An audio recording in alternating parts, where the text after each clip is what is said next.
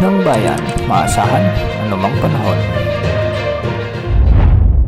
Magandang araw po sa ating lahat. Narito na ang latest update sa lagay ng ating panahon ngayon at sa magiging lagay ng panahon sa susunod na 24 oras. Sa kasalukuyan ay shearline pa rin ang nakakaapekto sa may extreme northern Luzon.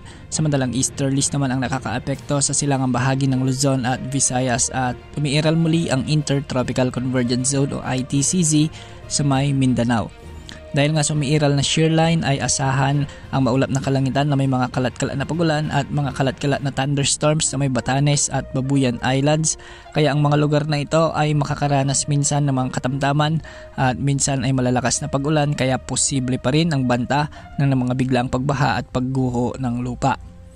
Samantala easterlies naman o ang mainit na hangin mula sa karagatang Pasipiko ang iiral sa Visayas, Bicol Region, sa may mainland Cagayan, sa may Isabela, Aurora at Quezon Province.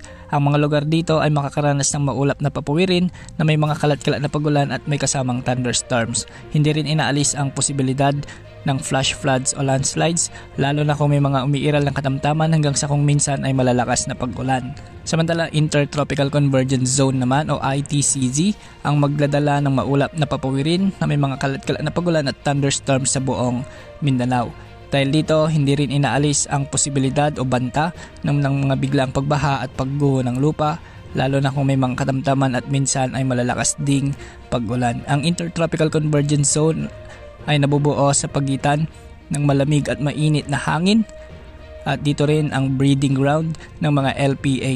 Samantala sa Metro Manila at nalalabing bahagi ng Luzon ay magiging bagyang maulap hanggang sa maulap din ang mga kalangitan na may mga isolated rain showers and thunderstorms. Ito ay dulot ng umiiral na easterlies at hindi rin inaalis ang banta ng mga biglaang pagbaha at pagguho ng lupa, lalo na kung may mga katamtaman hanggang sa kung minsan ay malalakas na pag-ulan dulot ng mga severe thunderstorms. Para naman sa lagay ng mga pag-alon sa mga dagat baybayin, sa may extreme northern Luzon ay posibleng umabot hanggang 4 meters ang mga pag-alon. Sa nalalabing bahagi naman ng northern Luzon ay posibleng umabot ang mga pag-alon sa mga baybayin hanggang 3.5 meters. At sa nalalabing baybayin ng ating bansa ay posibleng umabot hanggang 2.5 meters ang mga pag-alon. Bukas asahan pa rin ang pag-iral ng iba't ibang weather systems na magdadala ng maulap na papawirin na may mga kasamang pag-ulan sa ilang lugar. Wala pa rin tayong namomonitor na panibagong LPA maliban sa low pressure area na nasa West Philippine Sea. Yan ang update sa lagay ng panahon. Ito po ang weather update ng bayan, maasahan anumang panahon.